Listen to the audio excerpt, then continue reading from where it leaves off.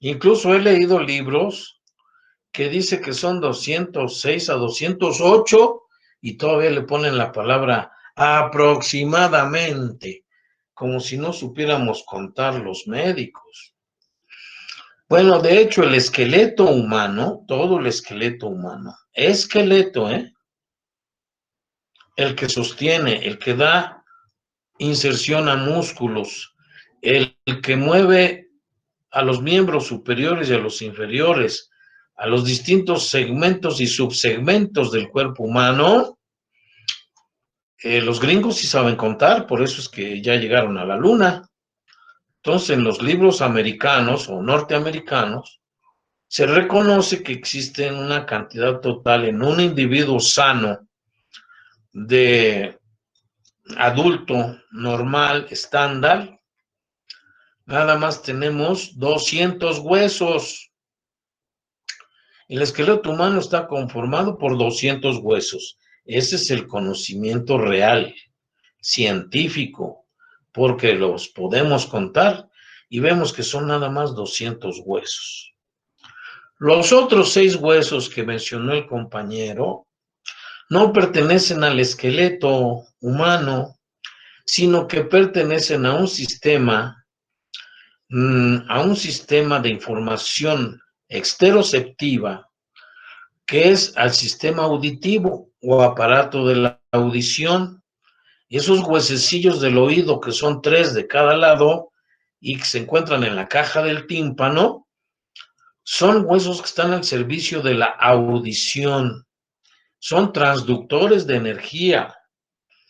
Así es que no son huesos, sino que son huesecillos. Es una cadena osicular que, claro, histológicamente están conformados por tejido óseo, pero son pequeñísimos, son huesecillos u osículos y están al servicio de un sistema de los órganos de los sentidos especiales, como es la audición. Por eso es que los gringos no incluyen a los huesos del oído como huesos del esqueleto en general. Entonces nada más nos quedan nuestro esqueleto con 200 huesos o piezas óseas que conforman el esqueleto humano. Eso es normal. Hay algunos autores que todavía incluyen los huesos sesamoideos, otros incluyen los huesos bormianos o suturales, y algunos otros incluyen huesos supernumerarios que no se presentan en todas las razas humanas y que no se encuentran normalmente en el estándar promedio del humano, ¿sí? Puede haber personas que puedan tener un hueso de más, que es una normalidad. Por ejemplo, hay quienes pueden tener una costilla cervical, eso es anormal, o pueden tener una vértebra supernumeraria, eso es anormal, ¿verdad? En cuanto a los huesos sesamoideos, esos no son verdaderos huesos, sino que es tejido óseo heterotópico que se desarrolla en el interior de otros órganos o de otros tejidos por distintas causas. Entonces tampoco son verdaderos huesos, porque no están programados genéticamente, son producto de algunos otros factores biomecánicos que hacen que se formen los huesecillos sesamoideos de las manos o de los pies, ¿verdad? Y los huesos suturales, pues esos son variables de número en cuanto a personas, o sea, son variables de una persona a otra, no son constantes, son inconstantes y por lo tanto esos huesos no entran en la cuenta, en la contabilidad total. En resumen, el esqueleto del ser humano estándar, promedio, adulto, normal, sano, son 200 huesos. Los otros 6 huesecillos están al servicio de la audición. ¿Quedó claro este concepto, jóvenes? Sí, doctor. Sí, perfecto. Sí, doctor. Sí, doctor. Sí, doctor. ¿Alguna pregunta, alguna duda, alguna inconformidad? Doctor, entonces, los huesecillos de la audición, ¿para nada lo tomamos como hueso? Ay, perdóname. Ya expliqué que sí están formados por tejido óseo. pero no se incluyen en huesos del sistema esquelético, sino que forman parte de un sistema especial, son los sistemas de los órganos especiales, como es la audición, intervienen en la audición, en el oído, pues, y ya dije hace un momento que son transductores de energía. Los otros huesos, como son el húmero, el cúbito, el radio, el fémur, la tibia, el peroné, estos no son transductores de energía, sino que están al servicio de dar forma al cuerpo, da la talla del cuerpo, da la constitución del cuerpo humano, aparte de eso, da sostén a todas las vísceras, a todos los órganos, da inserción a los músculos, por eso se llama sistema músculo esquelético, ¿eh? Pero los huesecillos del oído, ya dije que no son huesos, son huesecillos. Es cuestión nada más de semántica, ¿no? Porque una cosa es decir huesos y otra cosa es decir huesecillos. ¿Alguna otra duda? ¿Quedaste claro? Sí, Doc, perfecto. ¿O todavía tienes alguna duda? Con confianza puedes decirme si estás de acuerdo o no estás de acuerdo, No, está porque bien. todos tenemos derecho a disentir. Bueno, estos conocimientos que yo les transmito, si ustedes leen libros en inglés, como viene siendo la anatomía de Grey, no el Grey's Anatomía, sino la anatomía de Grey, que es un manualito gordito, cortito, y se ponen a leer ahí los huesos, ustedes verán que los gringos consideran que el esqueleto humano está formado por 200 piezas óseas, que son los huesos. Los huesecillos son otra cosa. Y aquí los tienen ustedes, miren. Se pueden cuantificar por segmentos, como vienen siendo segmentos, cabeza y cuello. Muchos ni siquiera saben la parcelación del cuerpo humano, a pesar de que son maestros de anatomía. No les enseñan esto a los alumnos. El cuerpo humano en general se subdivide primero en segmentos y luego en subsegmentos. Los segmentos de arriba hacia abajo es segmento, cabeza y cuello. Luego sigue el segmento tronco, luego el segmento miembros superiores, que son dos, uno derecho y otro izquierdo, y los segmentos miembros inferiores, que son uno derecho y otro izquierdo. Cada segmento se subdivide en subsegmentos. El segmento cabeza y cuello se subdivide en cráneo, cara y cuello, como ven aquí. En el cráneo tenemos 8 huesos, en la cara tenemos 14 huesos y en el cuello únicamente tenemos 8 huesos. El segmento tronco se subdivide en los subsegmentos tórax, abdomen y pelvis. Y esto les sirve hasta para los que quieran ser cirujanos. Si van ustedes a un hospital van a ver que dice, por ejemplo, suben a un piso y dice cirugía de cabeza y cuello, porque es por segmentos y subsegmentos, o cirugía de tronco, o cirugía de miembros inferiores, o cirugía de miembros superiores, etcétera. Entonces vean ustedes. El tronco se subdivide en tórax, abdomen y pelvis, son subsegmentos. El tórax está compuesto de 37 huesos, el abdomen por 5, la pelvis por 4. En los miembros superiores se subdividen en los siguientes subsegmentos: el cíngulo torácico, el brazo, el antebrazo y la mano. El cíngulo torácico está formado por 4 huesos, 2 derechos y 2 izquierdos. Brazos tenemos 2, uno derecho y otro izquierdo, que es el húmero. El antebrazo está formado también por 4 huesos, 2 derechos, 2 izquierdos, que es radio y cúbito. La mano está compuesta por 27 huesos en la mano, 27 derechos en la mano derecha y 27 en la mano izquierda. En el muslo tenemos 2 huesos. ¿Cuáles son esos 2 huesos del muslo? ¿Alguien me lo puede decir? Fémur. A ver, Ortiz Alvarado Javier, dime. ¿Cuáles son los huesos del muslo? El fémur. más hay un solo hueso que es el fémur. Eso no es cierto. No están actualizados. Yo les enseño la anatomía actualizada. En el muslo tenemos dos huesos, como dice aquí. En el muslo derecho, dos huesos, en el izquierdo, dos huesos. ¿Cuáles son? El fémur y la rótula, porque la rótula no es ningún hueso sesamoideo. Ese es un error transmitido por algunos autores que dicen que la rótula o patela es el sesamoideo más grande del cuerpo humano. Eso no es cierto. Este hueso está programado genéticamente, así es que existe y es un hueso grande y no está incluido en el tendón de ningún músculo, ¿no?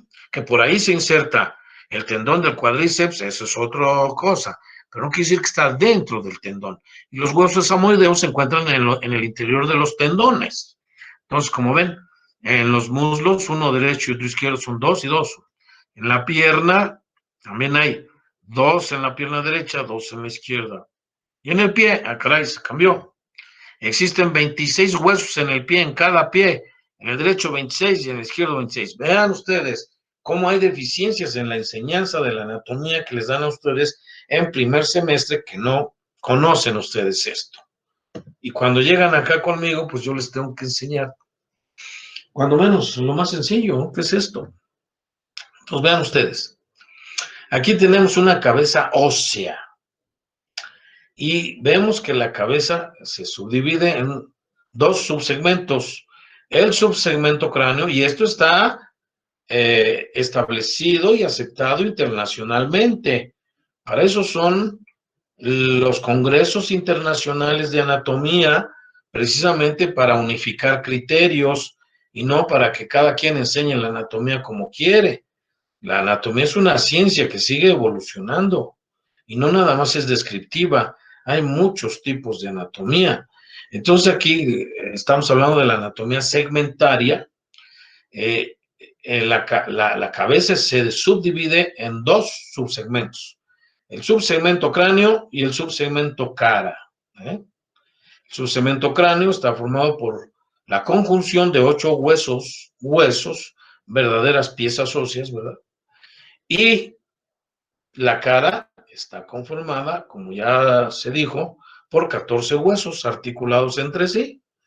La mayoría de los huesos del cráneo y de la cara están articulados por medio de unas articulaciones que vienen siendo las sinostosis, ¿verdad? Las sinostosis o sinfibrosis, que hay varios tipos y géneros, como son las suturas denticuladas, las escamosas, las armónicas, etcétera. Eso ya lo vamos a ver más adelante.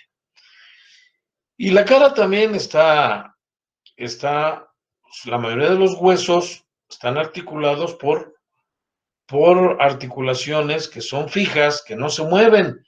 Estas articulaciones no permiten movilidad de cada uno de los huesos, sino que los están fijas. El único hueso que tiene una articulación móvil es el hueso de la mandíbula, porque es el único hueso móvil de la cabeza. Los demás huesos están articulados por articulaciones que no permiten el movimiento de cada uno de los huesos, ¿verdad? Y que por eso se llaman, ¿cómo se llaman? Las articulaciones que permiten el movimiento, las de artrosis, ¿verdad? Las que permiten poco movimiento, anfiartrosis. Y las que no permiten movimiento se llama sinartrosis. Sinartrosis no permiten el movimiento. Vean, esos son elementos anatómicos de los huesos y de las articulaciones. Bien. Aquí ven ustedes en este esquema que yo he elaborado en mis apuntes que hago de anatomía. El segmento cabeza y cuello, en total, si juntamos los huesos de la cabeza, es decir, cráneo y cara, más los del cuello, están compuestos por 30 huesos. Y aquí tenemos los subsegmentos del segmento cabeza y cuello, cráneo, cara y cuello. En el cráneo tenemos 8 huesos, en la cara 14 y en el cuello 8 huesos. Los huesos son, como ustedes ya saben, El frontal, un frontal, dos parietales, un occipital, un etmoides, un esfenoides y dos temporales. Aquí están los números. ¿Ah? La cara se divide, los huesos de la cara se dividen en dos porciones. La mandíbula superior, llamada también macizo facial, y la mandíbula inferior. En la mandíbula inferior, como ven ustedes, está compuesto por todos estos huesos, dos nasales, un vómer, el unguis, que son dos, los cigomáticos, que son dos, los huesos de la maxila, que son dos, que no lo mencionó el compañero que contestó esa pregunta, los palatinos, que son dos, y los cornetes inferiores, que son dos. Y la mandíbula, que es un solo hueso, el hueso de la mandíbula o hueso mandibular. En el cuello nada más tenemos 8 huesos, que son las vértebras cervicales y el hueso yoides, por eso son 8. Las vértebras cervicales son 7, ¿sí? Tenemos el yoides, que es un hueso único, impar, que lo tenemos en la parte anterior del cuello. Es el único hueso que no se articula con ningún otro hueso, está suspendido por medio de ligamentos y por medio de músculos, pero las vértebras sí están articuladas entre sí y son 7 vértebras. La primera se llama atlas, la segunda se llama axis, la tercera es una vértebra típica, la cuarta es típica, la quinta es típica, la sexta es atípica porque presenta el tubérculo de Chassaignac o tubérculo carotidio. Y la séptima vértebra también es una vértebra típica porque tiene la apófisis espinosa o proceso espinoso más largo y por eso le llaman la vértebra prominente. Vean ustedes, esto es verdadera anatomía. Ahí están más o menos los huesos de la cabeza articulados formando el esqueleto de la cabeza ósea. Aquí están desarticulados para que la vean, todos los huesos, ¿verdad? Recuerden que los huesecillos del oído forman parte de un sistema de los órganos de los sentidos especiales, como es la audición. Ahí tenemos una vista lateral de un cráneo óseo, de una cabeza ósea, con sus dos subsegmentos, el cráneo, vean, todo esto es el cráneo y esta es la cara, macizo facial o mandíbula superior y mandíbula inferior. Esos son los conocimientos actuales de la anatomía. El cráneo va evolucionando desde la etapa fetal hasta el nacimiento y posteriormente con el crecimiento y desarrollo del individuo hasta llegar a sus dimensiones normales, ¿verdad? Según sus dimensiones se pueden clasificar. Si son dimensiones normales, decimos que el cráneo es un normocéfalo, pero hay variaciones, ¿verdad? Hay cráneos que los invito a que consulten en los libros de anatomía y sobre todo en las enciclopedias. Hay enciclopedias donde viene todo esto, porque esta es una rama de la anatomía que es la craneología, y sobre todo los médicos forenses y los antropólogos, pues tienen que estudiar todos estos detalles, ¿no? De que hay cráneos pequeños que se llaman microcefálicos, hay cráneos grandes que se llaman macrocefálicos, y los que son normales se llaman normocefálicos, ¿sí? Y dentro de los anormales tenemos también que no son sus diámetros, sus dimensiones no son normales y entonces pueden tener distintas formas, ¿verdad? Tenemos cráneos platicéfalos, tenemos ipsicéfalos, dolicocéfalos, braquicéfalos, etcétera. Hay una clasificación muy grande que yo los invito a que consulten los libros del doctor José Negrete Herrera, y ahí viene la explicación según las dimensiones del cráneo, ¿verdad? Pero vean ustedes qué importante es conocer, porque esto es anatomía, anatomía pura. Entonces, como ven aquí todavía el cráneo del recién nacido no está bien osificado y entonces deja unas zonas de tejido membranoso, ¿verdad? Porque los huesos del cráneo se originan a partir de membranas de mesénquima, tienen una osificación intramembranosa, se osifican por varios centros de osificación, como el frontal, que tiene 2 centros de osificación, uno derecho y otro izquierdo, y entonces a medida que va creciendo el feto, todavía cuando nace el niño, no está bien osificado su cráneo, y deja unas partes del cráneo sin osificar que se llaman fontanelas. Fontanelas, ¿verdad? Aquí tenemos la fontanela bregmática, muy importante, que después esas fontanelas se van a convertir en puntos craniométricos como mencionó alguna de las compañeras. Y aquí tenemos algunos puntos craniométricos importantes, suturas o articulaciones de los huesos, después de que desaparecen las fontanelas. Aquí había una fontanela, aquí había tejido membranoso, cuando el niño nace, ¿verdad? No se diga en la etapa fetal, que todavía no se osifica, y entonces viene siendo la fontanela llamada pterion. Pero ya cuando se osifica, ya no le llamamos fontanela, sino que nada más es el punto craniométrico pterion, el punto del ala, ¿no? La compañera nos mencionó algunos puntos, ¿verdad? Entonces, acá tenemos otros puntos, ¿verdad? Por ejemplo, que es la protuberancia occipital externa, o inion, también es muy importante. La glabela se encuentra acá, ¿verdad? Es la eminencia frontal media o glabela, ¿verdad?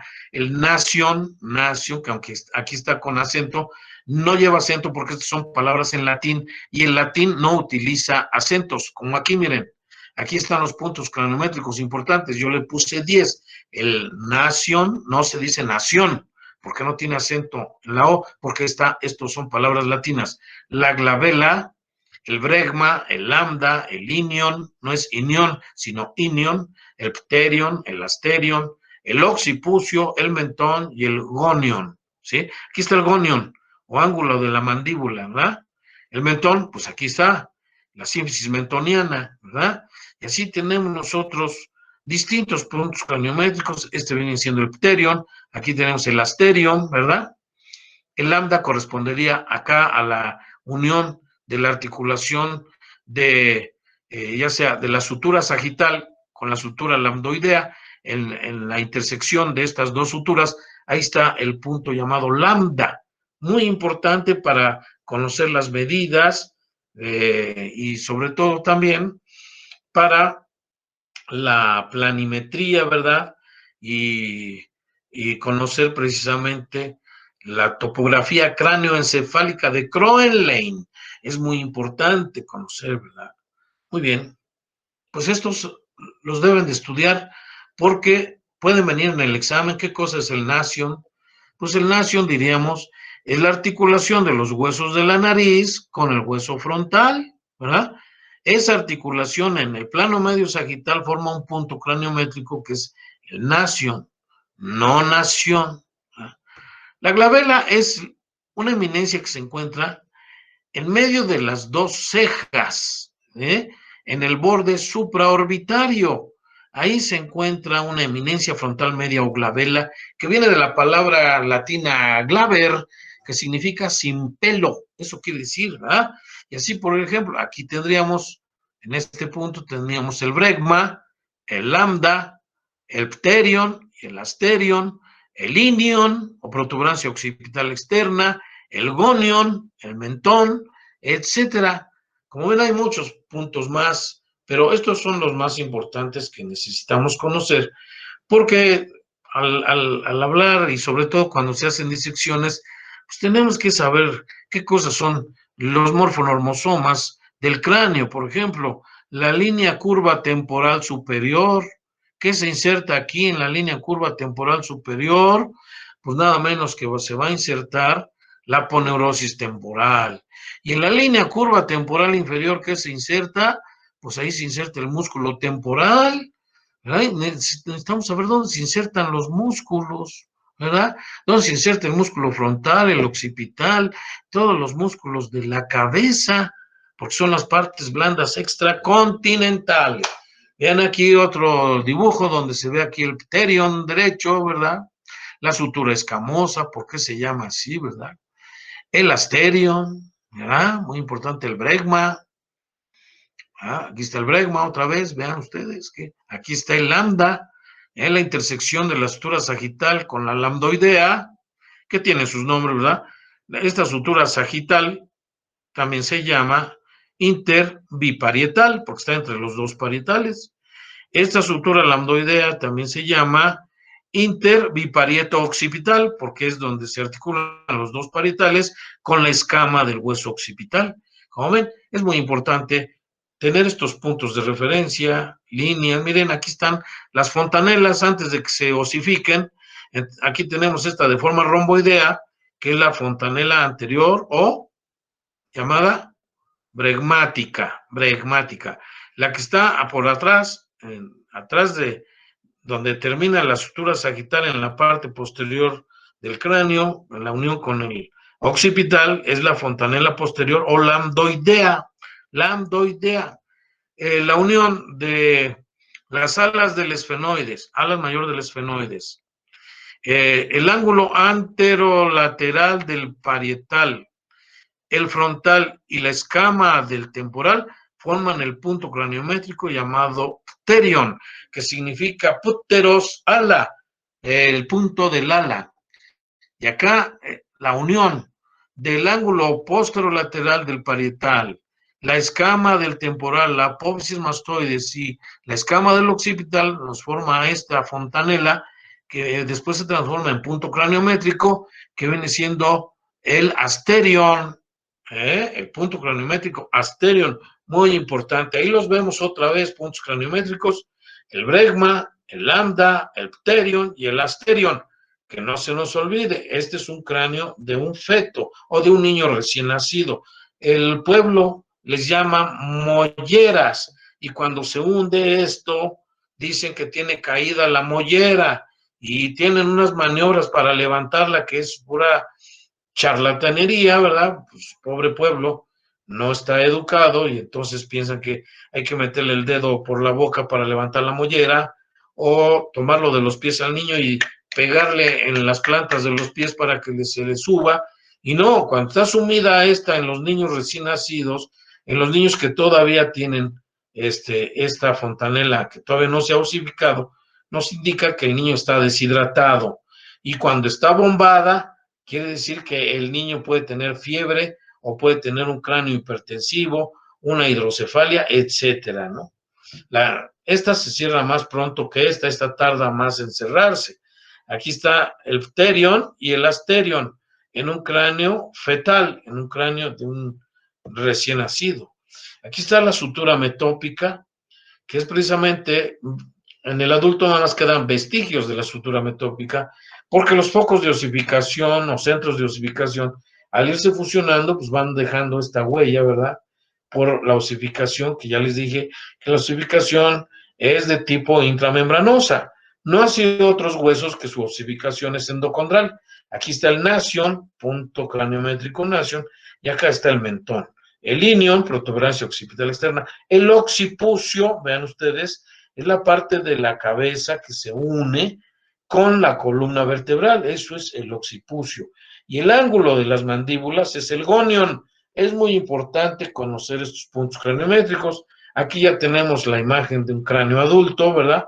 De un adulto joven, en donde se ven muy bien las suturas, ¿verdad? Porque a medida que envejece el individuo van desapareciendo estas suturas porque los huesos se van a fusionar unos con otros. Es por eso que los ancianos hay que tener cuidado de que no se caigan, porque una caída puede fracturar cualquier hueso, dado que su cráneo de los viejitos, de los ancianos, ya no tiene esas suturas, sino que son huesos que se han ido fusionando. Ahí tenemos una vista lateral de un cráneo humano.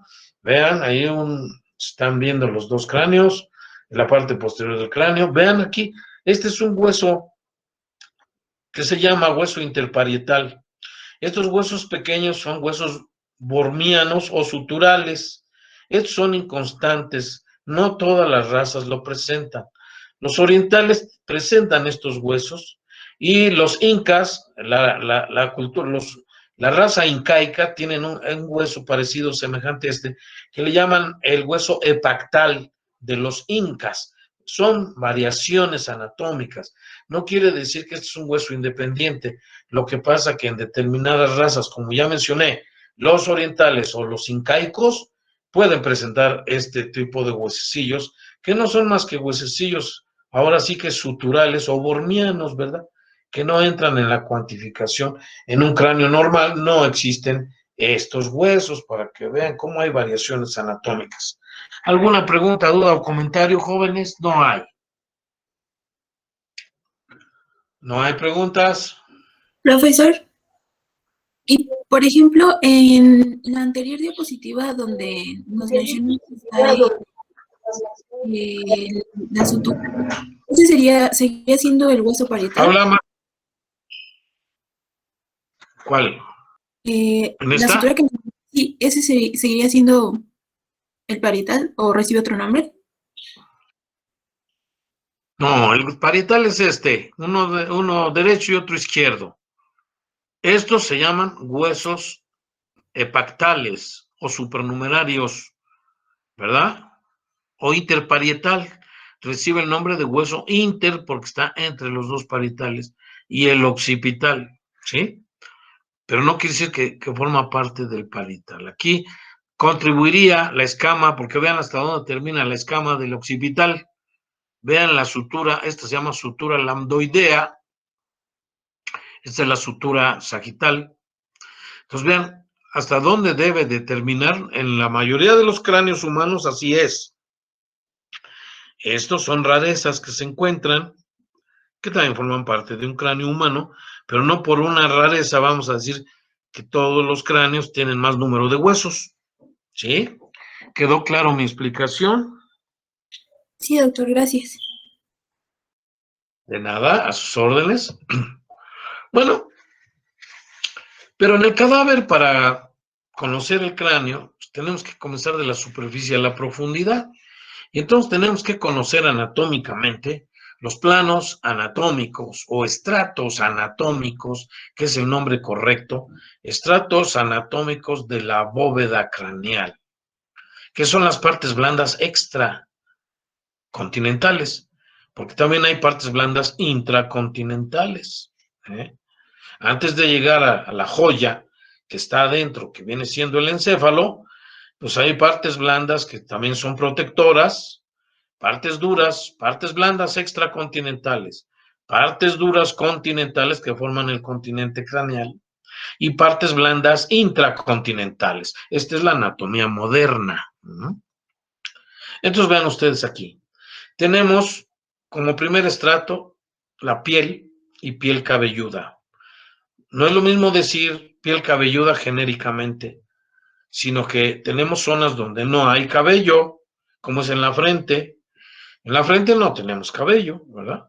Entonces, en la frente tenemos piel. Y ya en las regiones parietales y temporales y occipitales tenemos cabello. Entonces hablamos de dos tipos de piel y piel cabelluda. Aquí no se fijen en estos detalles porque yo no lo hice. Dice cuero cabelludo. El cuero cabelludo está compuesto de varios estratos, no nada más es la piel. ¿Eh? Ay, Dios mío. Bueno. Salud. Disculpe. Sí. Entonces tenemos aquí, según aquí se menciona la piel, el periósteo, el hueso del cráneo, luego la dura madre, que son las meninges, ¿verdad? Todas las aracnoides y la pia madre, y para llegar antes a la corteza cerebral, ¿no?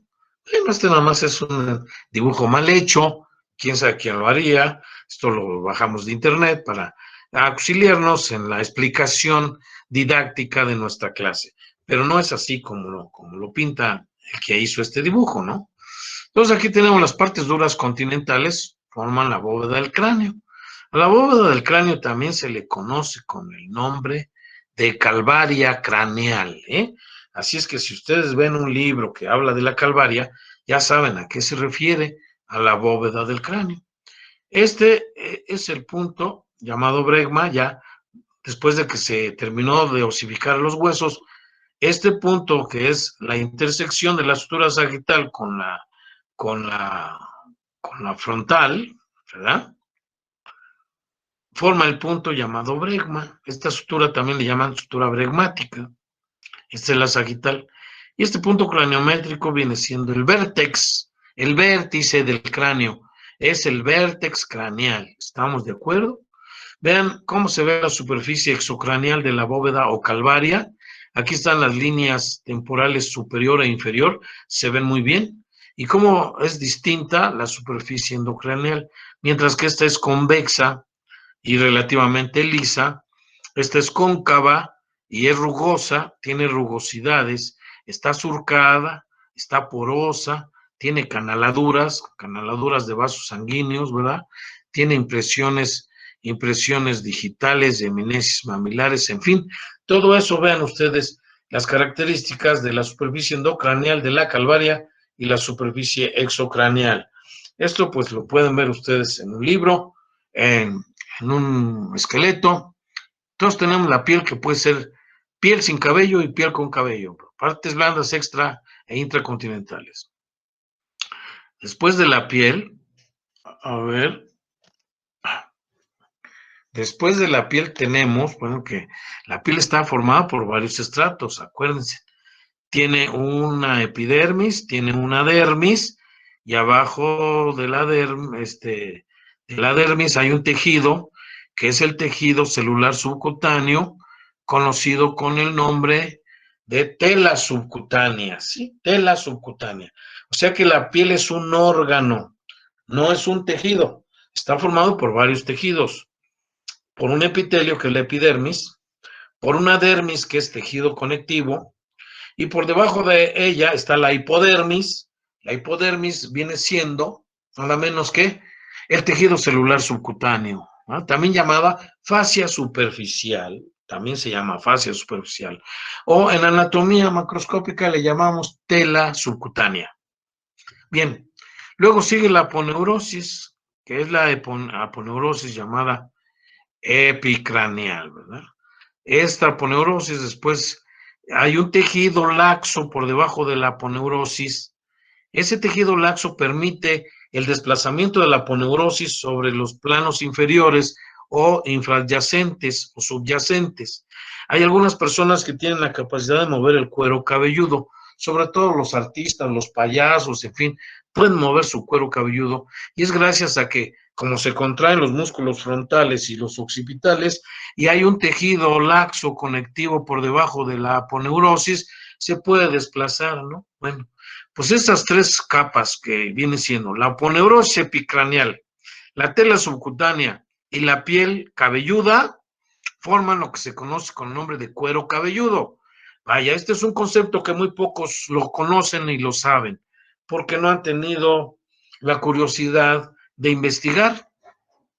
El cuero cabelludo no se refiere única y exclusivamente a la piel, al estrato cutáneo, sino que el cuero cabelludo está formado por tres elementos anatómicos, que son de la superficie a la profundidad: la piel cabelluda, la aponeurosis epicraneal, claro, y lo que está entre ellas dos, lo que viene siendo el tejido celular subcutáneo, o llamado también fascia superficial o tela subcutánea. Esos tres elementos conforman el cuero cabelludo. Después que levantamos la piel, el tejido celular subcutáneo y la aponeurosis, nos vamos a encontrar con que hay un tejido conectivo especial, que es el periósteo exocranial, que cubre a lo que viene siendo el hueso, el tejido óseo, ¿verdad? Entonces vemos que el periósteo, pues, es un tejido conectivo especializado que pertenece al hueso, y que gracias al periósteo y al endosteo los huesos se regeneran, porque ahí están las células osteogénicas. El hueso del cráneo son huesos planos o aplanados, que están compuestos por tres capas. La capa externa se llama lámina externa o tabla externa. La capa interna se llama lámina interna, o también llamada lámina vítrea. Y en medio hay un tejido esponjoso, ¿verdad? Tanto la lámina externa como la interna está formada por hueso compacto, pero en cambio en medio hay una porción de hueso esponjoso, ¿verdad?, que tiene cavidades en donde hay médula ósea roja activa, ¿verdad? Es un tejido óseo esponjoso que recibe el nombre de diploe, ¿verdad? Vean todas las capas que hay que atravesar.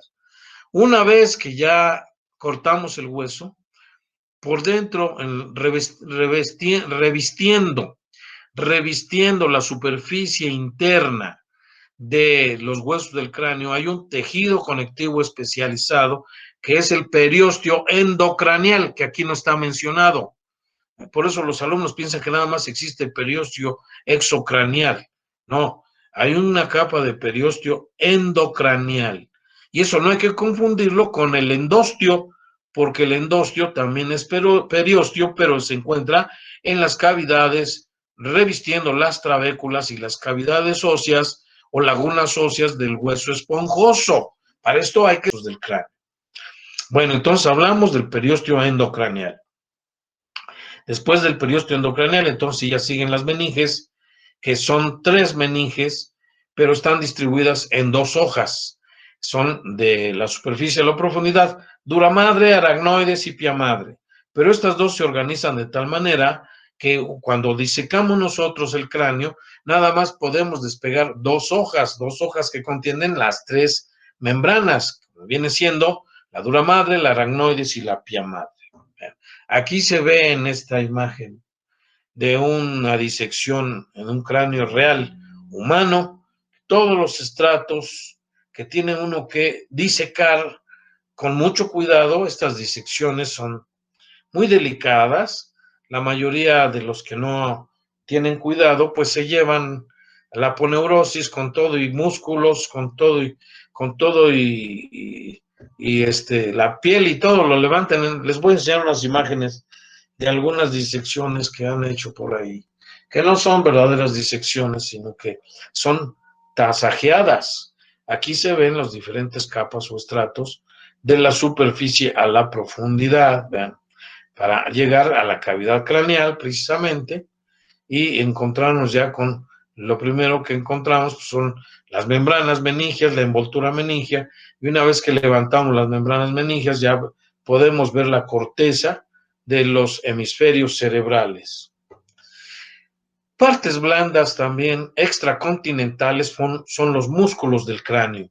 En el cráneo también encontramos varios músculos en la especie humana, como viene siendo el músculo frontal, que son 2, uno derecho y otro izquierdo, los músculos occipitales, uno derecho y otro izquierdo, los músculos auriculares, que son 3, el músculo auricular anterior, superior y el posterior, ¿verdad? Que en los animales de la escala zoológica inferiores tienen la capacidad de moverle las orejas a los animales. Nosotros hemos perdido esa capacidad porque estos músculos son músculos rudimentarios, vestigiales, que a lo largo de la evolución de la especie humana se han ido atrofiando hasta incluso desaparecer. Algunos sujetos de algunas razas los tienen bien desarrollados y todavía pueden mover sus orejas, pero las gentes más evolucionadas, según la teoría de la evolución, van perdiendo esas facultades porque estos músculos van desapareciendo. Son músculos vestigiales, ¿verdad? Músculos rudimentarios que no se desarrollan muy bien en la especie humana, pero que en algunos animales está bien desarrollado, ¿verdad? Entonces, vean, aquí estos son los músculos auriculares. Aquí en esta región, que es la región temporal, existen 2 aponeurosis, que viene siendo esta, la aponeurosis epicranial, que une a los 2 músculos, los frontales y los occipitales. Es por eso que algunos anatomistas consideran este músculo como un músculo digástrico, ¿verdad? Y le llaman músculo digástrico epicranial, con una porción frontal y una porción occipital. Así también lo consideran algunos autores. Ya una vez que cortamos aquí un corte es circunferencial de concavidad inferior, ¿verdad? Descubrimos que estos músculos, los auriculares, están insertados en la aponeurosis epicraneal. Pero una vez que se levanta, tenemos otra aponeurosis, que es la aponeurosis temporal, que cubre al músculo temporal, como lo ven a la derecha. En la imagen derecha, este es un músculo abaniforme, o abanicoide, que tiene una forma como de abanico, que es un músculo muy importante, músculo masticatorio. Este músculo viene siendo el músculo macetero. Y aquí tenemos cómo se inserta la aponeurosis epicraneal. Está insertada, ya dije, en los bordes de los músculos. Se continúa con los cuerpos musculares de los frontales y los occipitales. Y esta aponeurosis también llega a insertarse en el arco cigomático. Aquí ya está levantada, aquí se ve el corte, y entonces vemos abajo la aponeurosis del temporal, que una vez que levantamos, se puede levantar muy bien la aponeurosis, vemos el músculo temporal y cómo se inserta, en dónde se inserta. Aquí se seccionó el arco cigomático para ver su inserción a nivel del hueso de la mandíbula. Este es un músculo masticatorio muy potente, con mucha fuerza, ¿verdad? Pues imagínense. Y este otro músculo también es músculo masticatorio, que viene siendo el músculo macetero. Ruego a ustedes que repasen los músculos de la cabeza, músculos del cráneo y de la cara, para que tengan un conocimiento más amplio y firme de la anatomía de la cabeza y se formen buenos cirujanos, buenos médicos que conozcan la anatomía del cuerpo humano. Muy bien. Aquí están viendo ya músculos también de la cara, músculos de ambas regiones faciales, una derecha y otra izquierda, ¿verdad? En la cara, pues hay varias regiones o subregiones. En el cráneo también. En el cráneo tenemos la subregión frontal, una derecha y otra izquierda, las subregiones parietales, las subregiones occipitales, las regiones temporales, ¿verdad? Que se dividen en dos subregiones, ¿verdad? La aurículo proceso cigomática y la aurículo proceso mastoidea, pero estos son conocimientos actuales de la anatomía moderna que no vienen todavía en los libros. Sin embargo, yo se los menciono para que se den cuenta que estamos actualizados, ¿verdad? Aquí están los músculos de la cara representados en esta imagen. Y vemos aquí los músculos de la subregión orbital, subregión nasal, una derecha y otra izquierda, ¿verdad? Luego sigue la subregión infraorbital, luego la subregión cigomática, luego la subregión oral, subregión mentoniana o mental, ¿verdad? Y la subregión bucal, acá está, a los lados, donde se encuentran los músculos buccinadores, y la subregión parotidio macetérica. Son 8 subregiones de cada lado, en cada región facial, porque la cara como subsegmento está formada anatómicamente desde el punto de vista anatomo-topográfico por dos regiones, dos grandes regiones, la región facial derecha y la región facial izquierda. Y cada una de estas regiones faciales está compuesta por 8 subregiones, que ya las mencioné hace un momento y que pueden venir en el examen extraordinario o en el examen a título de suficiencia. Partes blandas intracontinentales. Bueno, una vez que ya seccionamos el hueso del cráneo,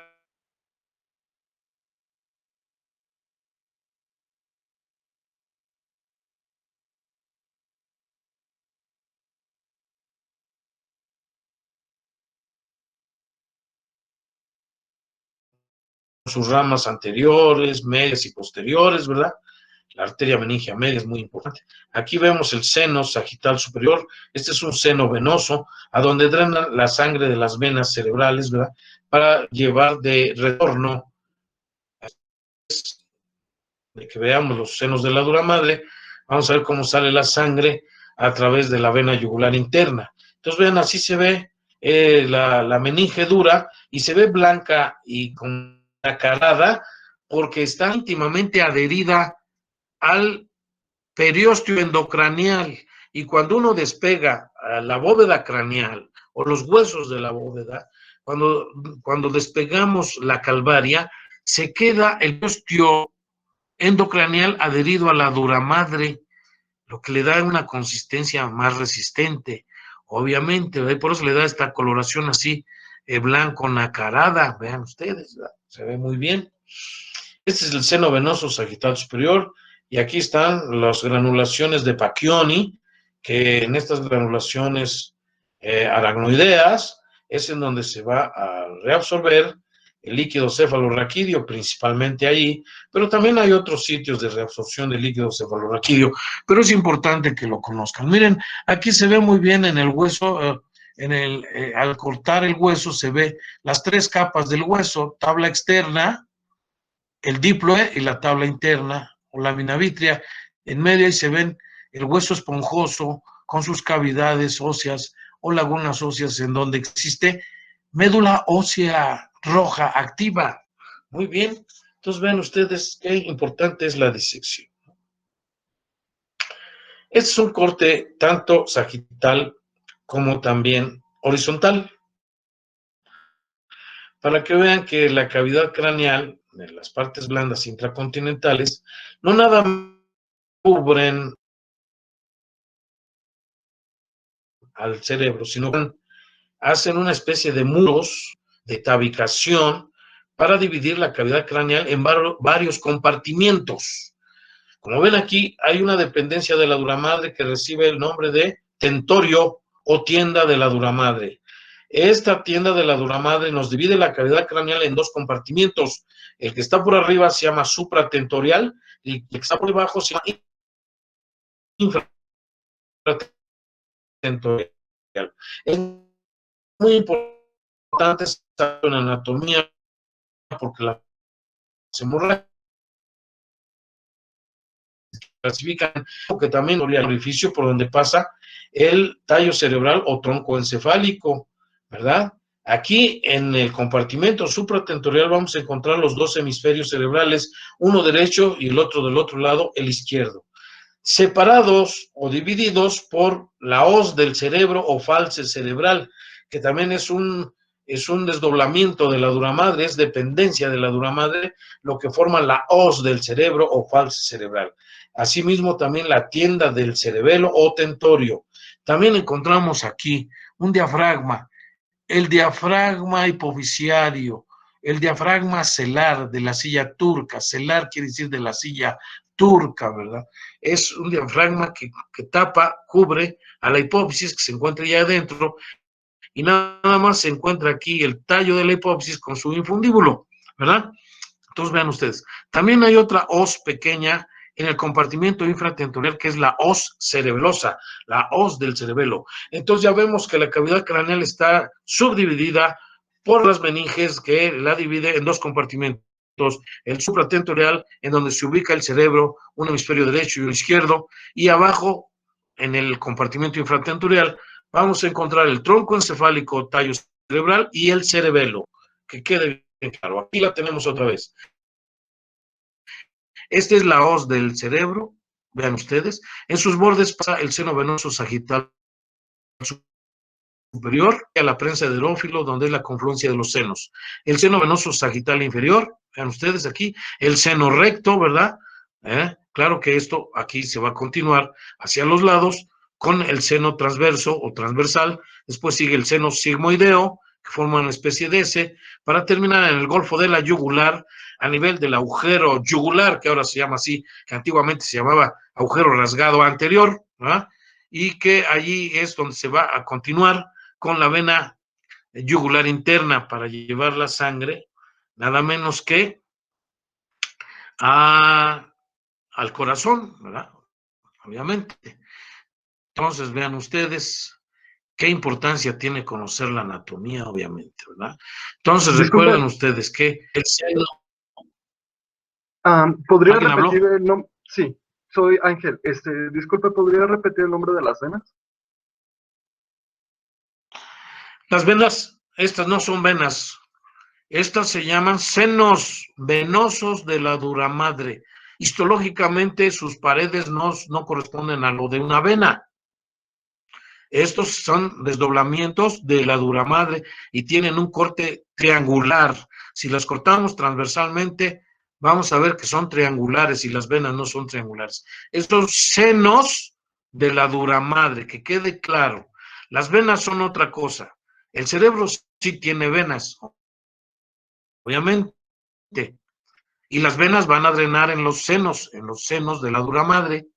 Los senos de la duramadre son los que van a llevar la sangre aquí a un confluente que viene siendo la prensa de erófilo. Aquí confluye toda la sangre de todos los venas, de todos los senos. Ya dije, las venas drenan en los senos y los senos se van a reunir la sangre en la prensa de erófilo. De la prensa de erófilo sale por el seno transverso u horizontal, se continúa con el seno sigmoideo, y el seno sigmoideo a nivel del agujero rasgado posterior se va a continuar con la vena yugular interna. Esa ya es vena. Esa vena yugular interna la vamos a encontrar en el cuello, va a descender y va a llegar al tórax, a donde ahí se anastomosa la vena yugular interna, se anastomosa con la vena subclavia de cada lado, formando los ángulos yúgulo subclavios o ángulos de Pirogov, que antiguamente así se llamaban esos ángulos.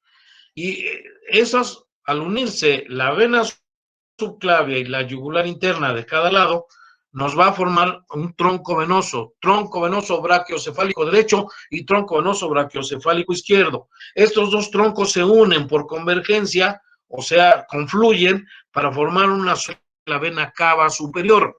La vena cava superior desciende y va a desembocar en la aurícula derecha del corazón. Por eso es que toda la sangre de la cabeza se resuelve a través de los senos de la dura madre, que después de que se junta la sangre en la prensa de Herófilo, que se encuentra precisamente a nivel de la protuberancia occipital interna, que externamente correspondería a la protuberancia occipital externa o inion, esta sangre se continúa con los senos laterales u horizontales o transversos, luego con el seno sagital, para continuar después de que forma el golfo de la yugular a través de la vena yugular interna. Me supongo que todo esto ya lo saben, porque ustedes ya llevaron anatomía 2, que es la anatomía de las vísceras. Entonces, ustedes me pueden decir, ¿quién de ustedes me puede decir cuántas venas yugulares tiene el humano? ¿Alguien sabe? Lo tenemos otra vez, miren, seno venoso sagital inferior, seno venoso sagital superior. Aquí está el seno recto, el seno transverso, como les mencioné. Está la confluencia de los senos, la prensa de Herófilo. Hay muchos senos, los senos occipitales, los senos petrosos, hay muchos senos, ¿no? Pero son senos, no son venas, que queden claro. Vean cómo al corte coronal, este es un corte coronal esquemático, los senos tienen una pared triangular, miren, en el interior está la sangre, vean ustedes, aquí está, este sería el seno venoso sagital superior, y este es el seno venoso sagital inferior, y este es un pliegue, o sea, es un desdoblamiento de la dura madre, lo que forma los senos de la dura madre. Aquí están todas las capas, todas las hojas, vean ustedes, ahí está la dura madre, vean ustedes, la dura madre, seno longitudinal superior, seno longitudinal inferior, la hoz del cerebro, ahí está el espacio subaracnoideo, en donde circula el líquido cefalorraquídeo, vean qué importancia tienen ustedes, vean ustedes, etcétera, el espacio epidural, donde se forman los hematomas epidurales, hay hematomas epidurales y hematomas subdurales, y hay hemorragias también en el espacio subaracnoideo, que pues imagínense, son graves, ¿no? Aquí está el seno venoso sagital superior cortado así, coronalmente es un corte coronal. Y cómo se ven aquí las vellosidades aracnoideas, que es precisamente donde se reabsorbe el líquido, aquí pasa el líquido cefalorraquídeo, que no es sangre, es un líquido especial, y en estas granulaciones de Pacchioni, granulaciones aracnoideas, ahí se reabsorbe para pasar el líquido cefalorraquídeo a la sangre venosa de los senos para mantener un equilibrio, porque se va a formar una cantidad determinada diariamente y diariamente se reabsorbe. La misma cantidad que se forma es la misma que se reabsorbe para no tener nosotros un cráneo hipertensivo, que nos provocaría primero somnolencia, letargo, coma superficial, coma profundo y después la muerte si no se corrige esa patología. Hay muchas causas para tener nosotros un cráneo hipertensivo, hay muchas causas. Ahí está otra vez la base del cráneo para que vean ustedes cómo se ven. Esto que ven ustedes no son venas, estas son senos, los senos, seno recto, el seno transverso, el seno sigmoideo, ¿ven? ¿Lo ven? ¿Lo ven? Este es el seno petroso superior, hay también petroso inferior. Este es el seno cavernoso. Aquí en este seno cavernoso drena la vena oftálmica, miren, drena la vena, esa sí es vena, pero estos ya son senos, los senos, miren. Vean ustedes, aquí se ve perfectamente bien en estos dibujos que seleccioné para enseñarles a ustedes cómo es por dentro el cráneo. No es una cavidad. La base del cráneo tiene 3 pisos. fosas craneales. Fosa craneal anterior, fosa craneal media y fosa craneal posterior. Que ustedes ya deben de saber, porque ustedes ya llevaron anatomía 1, se supone que crean huesos. El contenido, ¿cuál es el contenido? Pues la joya, que viene siendo el encéfalo. El encéfalo, que quiere decir dentro de céfalos cabeza, está compuesto por varios órganos, como viene siendo el cerebro, y eso ya lo vimos, el tronco encefálico, tallo cerebral y el cerebelo, ¿no? Esto ya lo vimos cuando vimos la introducción. Entonces vean ustedes aquí cómo este es un dibujo, un esquema, pero aquí cómo el líquido cefalorraquídeo circula, se produce en las cavidades ventriculares del cerebro, principalmente los ventrículos laterales, el ventrículo medio, circula de ahí donde se produce, de los ventrículos laterales, pasa al ventrículo medio a través de los agujeros o orificios o conductos interventriculares, antiguamente llamados agujeros de Monro. De aquí pasa al cuarto ventrículo, porque este sería el tercer ventrículo o ventrículo medio, pasa a través del acueducto de Silvio o conducto cerebral, pasa nada menos que al cuarto ventrículo. Aquí se llena el cuarto ventrículo y aquí hay unos agujeritos que son los agujeros de Lusca y Magendie, por los cuales va a salir el líquido cefalorraquídeo al espacio subaracnoideo y circular, nuevamente circular, para después reabsorberse a nivel de las venas cerebrales y de los senos venosos de la dura madre. Hay también otros sitios, como viene siendo los fondos de saco durales de los nervios craneales y de los nervios raquídeos, o sea que hay varios sitios de reabsorción. Este va a ser un tema que ustedes van a exponer para el segundo parcial, que va a ser el líquido cefalorraquídeo, sus componentes, dónde se produce, dónde se reabsorbe, cuánto se forma, qué contiene, etcétera. Partes duras continentales. Vean ustedes la base del cráneo. Ya la vimos por dentro, ahora la estamos viendo por fuera.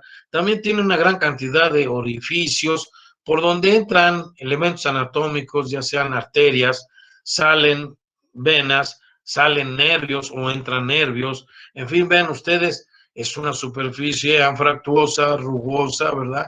Irregular y se divide en varias porciones. La porción anterior es la porción facial o maxilar, ¿sí? Luego sigue esta porción que viene siendo la porción yugular y luego después la porción posterior u occipital, que algunos llaman occipucial. Muy bien. Véanla, lo pueden consultar en los atlas de anatomía, en los libros de anatomía que tengan ustedes a la mano. Estudien sus características morfológicas anatómicas. La superficie endocraneal, vean que también es anfractuosa, rugosa, perforada, porosa, surcada, canalada, es anfractuosa en general. Aquí está la fosa craneal anterior, fosa craneal media, fosa craneal posterior. O sea que no es un piso parejo, sino que está a desnivel, ¿no? Entonces aquí encontramos las eminencias mamilares e impresiones digitales que forman unas especies de rugosidades. Recuerden que estos huesos se originan por osificación intramembranosa y por lo tanto, cuando se está formando el cerebro, van a dejar sus huellas los surcos o cisuras y los giros o circunvoluciones que van a formar estas anfractuosidades de la superficie endocraneal de la base del cráneo en la fosa craneal anterior. ¿Estamos de acuerdo? Entonces, aquí están las alas menores del esfenoides, aquí está la lámina cribosa del etmoides, con muchos agujeritos, unos 20 agujeritos de cada lado, por donde pasan los verdaderos nervios olfatorios, que son 20 o 25 de cada lado. En medio encontramos el proceso Cristagalli, que viene siendo la lámina, la parte superior de la lámina perpendicular del etmoides y la cresta frontal interna, o sea, la cresta interna del frontal. Muy bien. Entonces ven ustedes aquí la fosa craneal anterior, en donde se alojan, en donde están ahí apoyados a través de las meninges, obviamente, y del espacio subaracnoideo, la cara inferior de los lóbulos frontales, ¿sí? Aquí están unos agujeritos muy importantes, como vienen siendo. Estos agujeros son los agujeros ópticos o canales ópticos por donde pasan los nervios ópticos, etcétera, etcétera. Aquí no se ve muy bien la hendidura esfenoidal, ¿verdad? O fisura orbital superior también llamada, ¿verdad? La fosa craneal media, en donde se alojan los lóbulos temporales, sobre todo la cara inferomedial de los lóbulos temporales, ¿no? Aquí está la silla turca, bien delimitada por las apófisis clinoides anteriores y las clinoides posteriores, la lámina cuadrilátera del esfenoides y el proceso basilar del occipital que se une a la lámina cuadrilátera del esfenoides para formar el clivus del occipital. Aquí está nada menos que la roca del temporal, una derecha y otra izquierda, con su forma de pirámide cuadrangular de 4 caras, anterior superior, posterior superior, anterior inferior y posterior inferior. También los agujeritos que se ven en la base del cráneo, que los tienen que estudiar todos porque por ahí pasan los nervios muy importantes, los vasos sanguíneos, etcétera. Y un gran agujero en la fosa craneal posterior que viene siendo el foramen magnum o agujero occipital, ¿no? Las fosas cerebelosas donde se alojan la cara inferior de los hemisferios cerebelosos, obviamente, la cresta occipital interna, etcétera, etcétera. Lo vemos aquí también pintado para que no se les olvide que son 3 fosas de la faz del cráneo en su superficie endocraneal. En un corte sagital vemos nada menos que los surcos que dejan las impresiones de la arteria meningia media, que ustedes deben saber por dónde penetra el cráneo, y si no, pues aquí lo vamos a repasar. Otra vez vemos los forámenes de la base del cráneo que tienen que hacer unos dibujos para su carpeta de evidencias y con señaladores o indicadores que nos digan qué pasa por aquí, qué pasa por este agujerito. Esta es una tarea que ustedes deben de realizar, ¿verdad? Yo soy únicamente su guía. Aquí está también otra vez. Vean ustedes diferentes dibujos, concepciones para que ustedes tengan una idea cuando menos. Y aquí están qué es lo que pasa por el foramen ciego, una vena emisaria para el seno sagital superior, por los forámenes escribos, los nervios olfatorios, los forámenes etmoidales anterior y posterior, vasos y nervios homónimos, por conducto óptico, los nervios ópticos y la arteria oftálmica. Todo esto lo deben saber. La fisura orbital superior, todos estos nervios craneales, el tercero, el cuarto y el sexto. La rama B1 del quinto par craneal o nervio oftálmico, con sus 3 ramas, la lagrimal, la nasociliar y la frontal, y la vena oftálmica, pasan por la fisura orbital superior.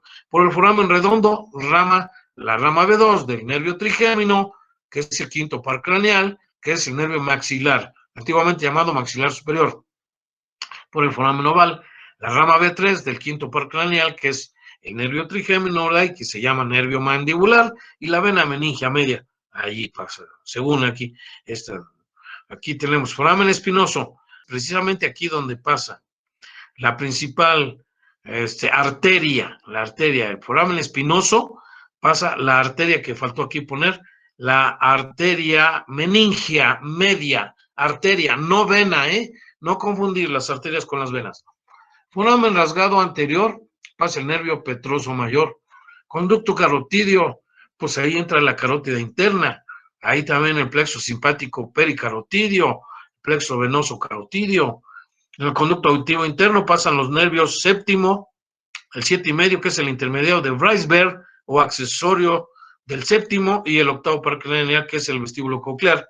Y la arteria laberintica, antiguamente llamada auditiva interna. En el foramen yugular pasan los nervios 9, 10 y 11, y también van a pasar la vena yugular interna. Es el foramen yugular, que antiguamente se llamaba agujero rasgado posterior o agujero lacerado. Por el foramen precondilio pasa nada menos que el nervio craneal 12º par o hipogloso. En el foramen retrocondilio es una vena emisaria, no hay problemas, es llamada vena condilia o vena emisaria. El foramen magnum, allí pasa la unión bulbomedular, pasan las meninges craneales, se transforman en meninges raquídeas, pasan las arterias vertebrales y las arterias espinales. El foramen estilomastoideo, por ahí sale el nervio séptimo par craneal, que es el facial, y también vasos estilomastoideos, etcétera, etcétera, etcétera.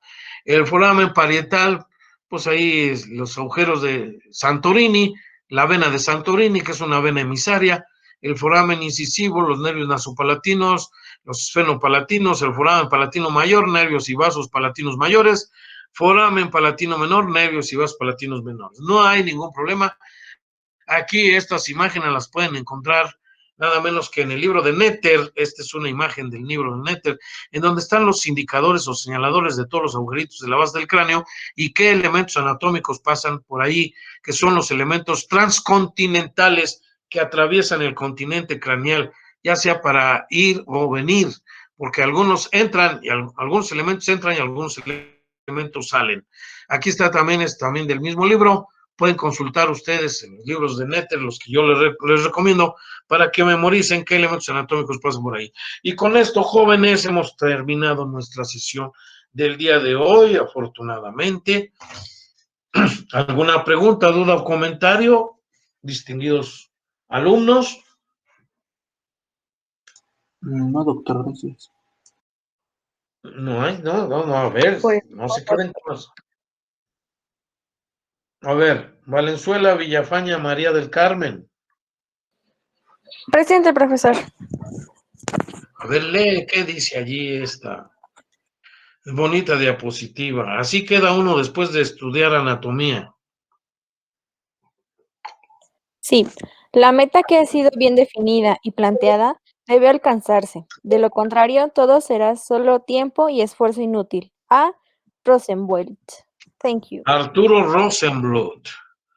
Arturo Rosenbluth, un científico mexicano académico del Instituto Politécnico Nacional, que ya murió, en paz descanse, escribió esto, ¿no? La meta que ustedes se han trazado, se han planteado y que ha sido bien definida, que quieren ser médicos, debe alcanzarse.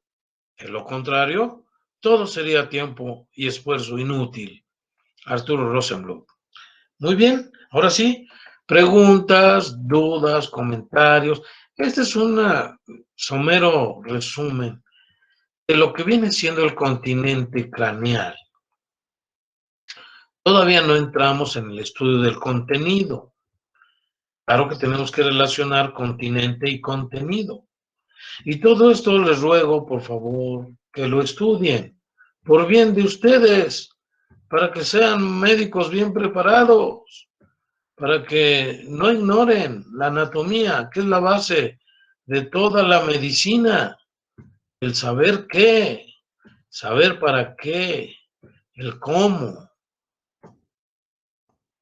Formen ustedes, construyan ustedes su conocimiento,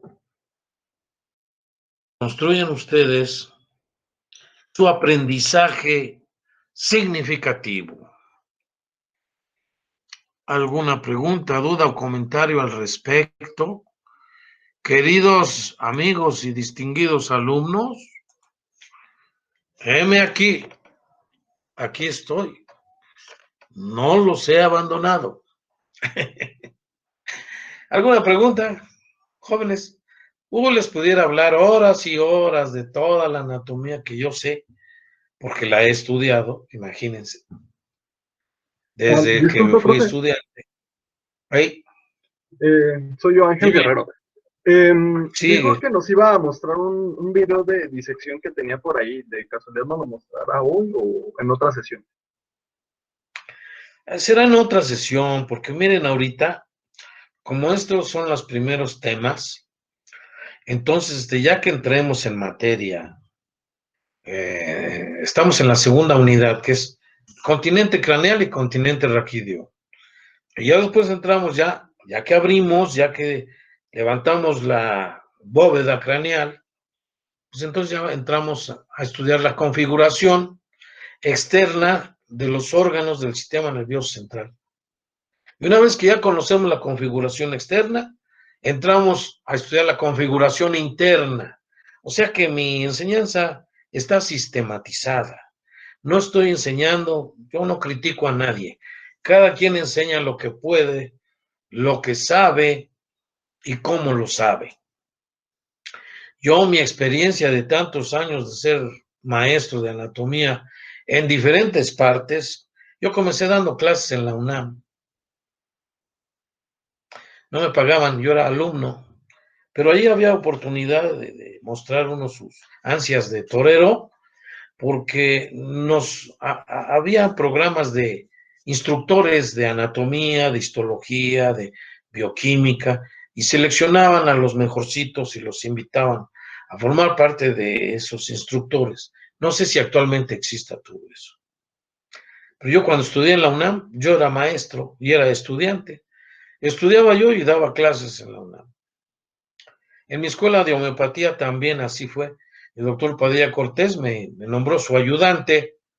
Entonces, pues, trabajábamos en el cadáver, en el muerto, y ahí es donde se aprende verdaderamente la anatomía, y es la que no se olvida, porque la anatomía del librito, como es muy abstracta, se olvida fácilmente. Y los maestros del librito, pues, hablan, pero no conocen la realidad. Entonces, pues yo, muchachos, sí les puedo mostrar algunos videos de disecciones.